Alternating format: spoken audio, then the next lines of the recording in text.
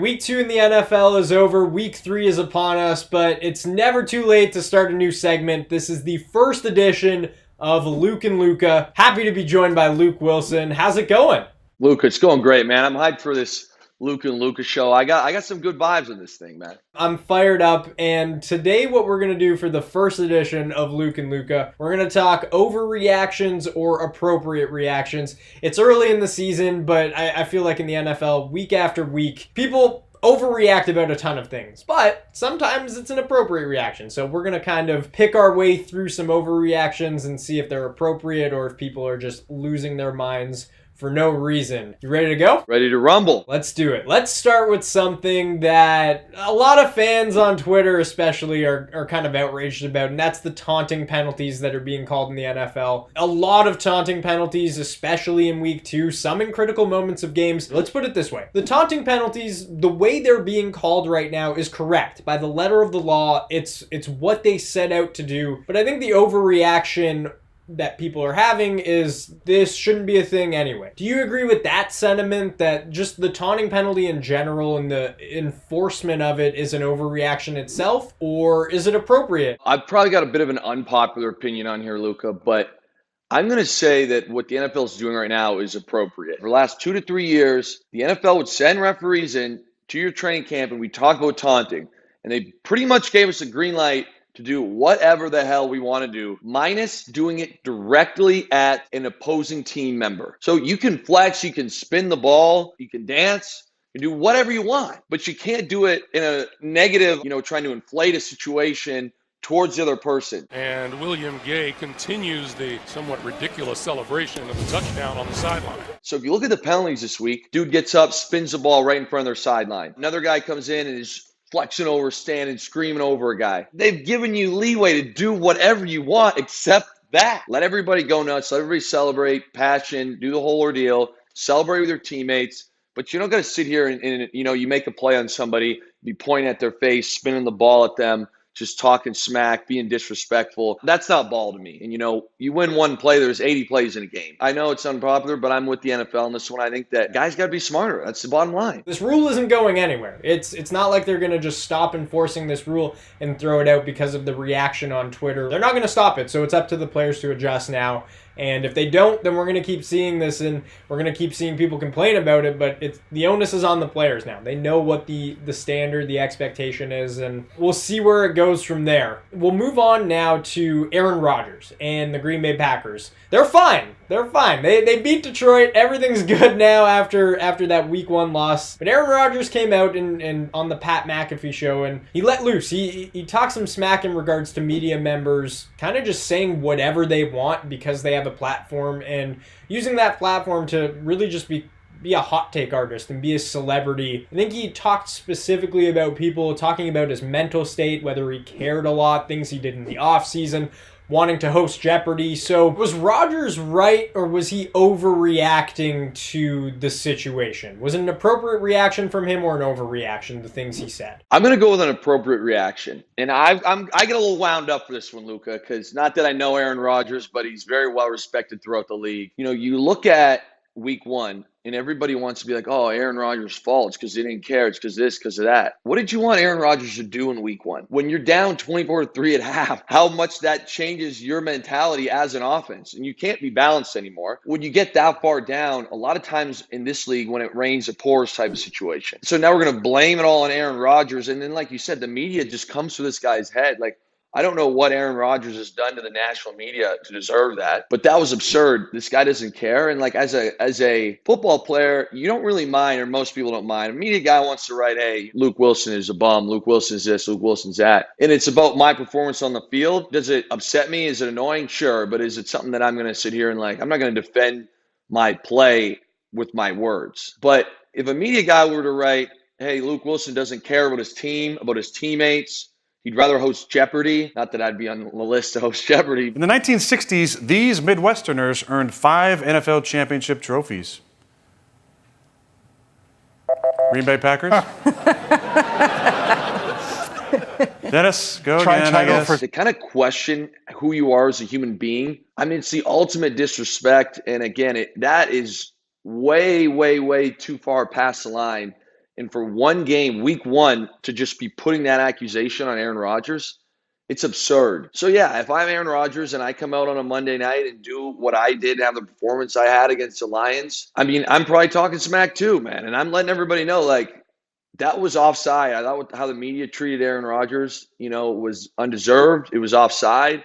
It was ignorant. And I'm glad that he got on the Pat McAfee show and started running his mouth because I thought he deserved to do that. Rodgers talked about this in his conversation with Pat. Is just we're so caught up with views and impressions and likes and all of these different things, and that seems to inform some people's opinions rather than the facts and looking at things in a factual way, keeping out your biases. You just want to say whatever is going to get the most attention, and that's what it seems like some people do, and it's really not fair to you as players and to anybody in that position. So I respect the hell out of Rodgers. Now, I want to ask you about this too, because you played on that Seattle team that you guys went to the Super Bowl, had that heartbreaking loss. After that loss, I'm sure there were so many unfair things written about you guys, talked about on talk shows all the time about you guys. Just what was that like? What were those conversations like surrounding the team? And internally, how was that to deal with and process? What was strange about the Super Bowl is in the NFL, it's not like college where you're still in school, or it was legitimately like we played Sunday,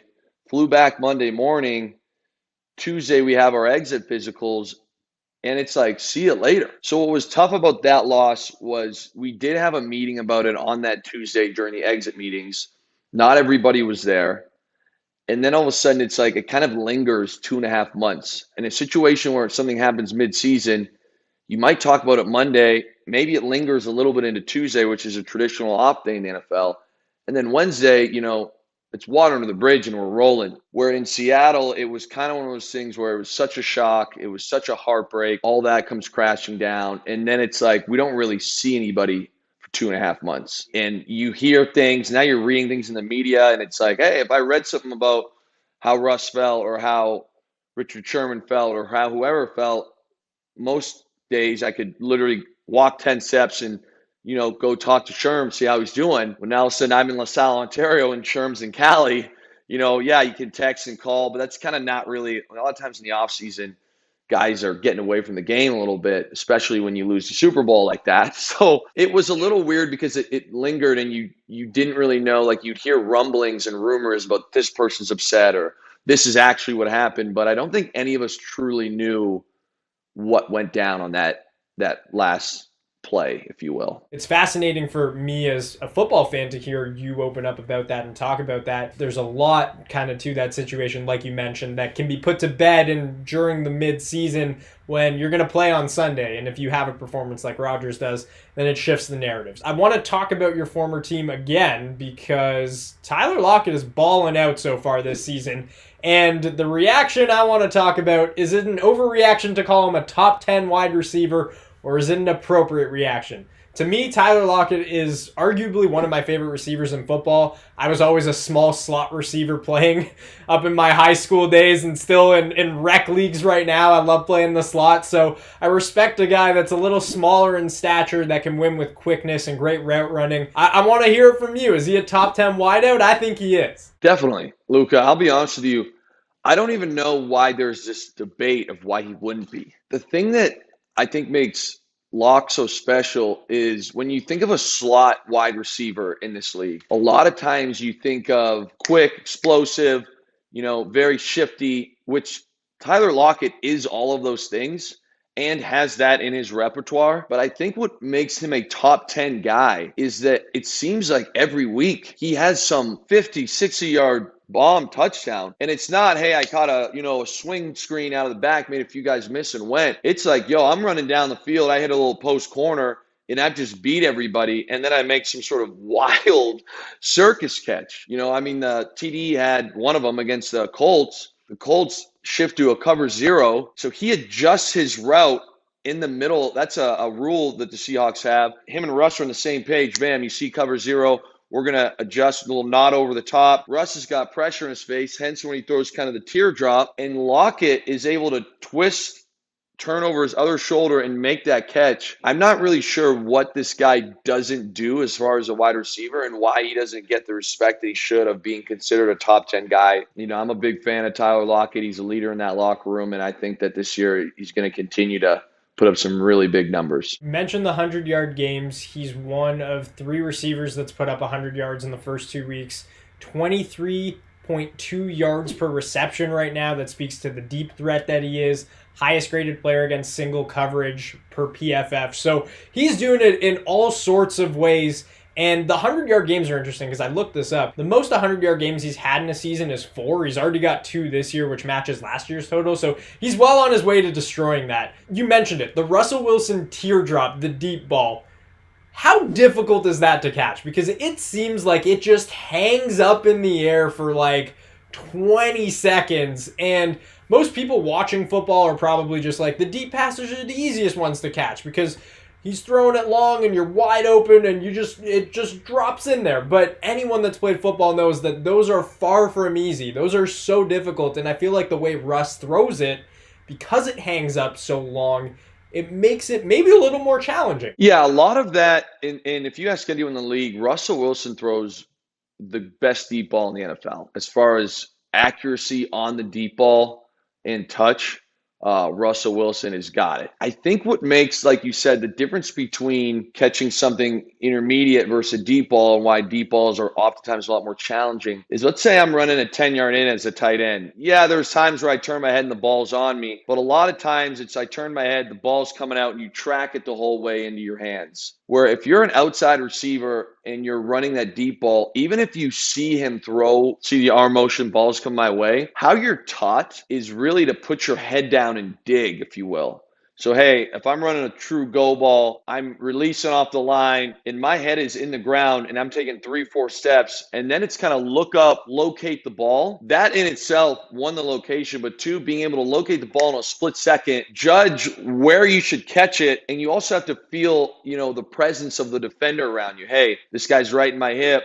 I'm going to try and angle him in so that I catch the ball over my outside shoulder, so even if he gets an arm in there, I'm going to be, far enough away where he won't be able to make a play. Kind of all of those factors can be distracting, which makes that deep ball even harder to catch. That's why Tyler Lockett is a top 10 receiver right there, because he makes it look so darn easy, and him and Russ just have a special connection, especially on those deep balls. Couple fun ones to end this segment. NFL players have some serious flow. That's the one takeaway that I had in week 2 coming into week 3. I was watching that Monday nighter. The Detroit Lions have the all-hair team with Alex Anzalone, TJ Hawkinson. You yourself have got some long, luscious locks. I do as well. Not as good as yours. I'm going to give you the edge in that one. But my personal overreaction, NFL players have better flow than NHL players. Do you agree with me? I agree, Luca. And here's where I'm sitting over here with frosted tips and a man bun in with the thing sprayed forward. So, there's probably a few people on here that have already, maybe dropped some hate in the comments. But what the NFL has as far as flow goes is more wild stuff, which for me, I like. I love the hockey lettuce.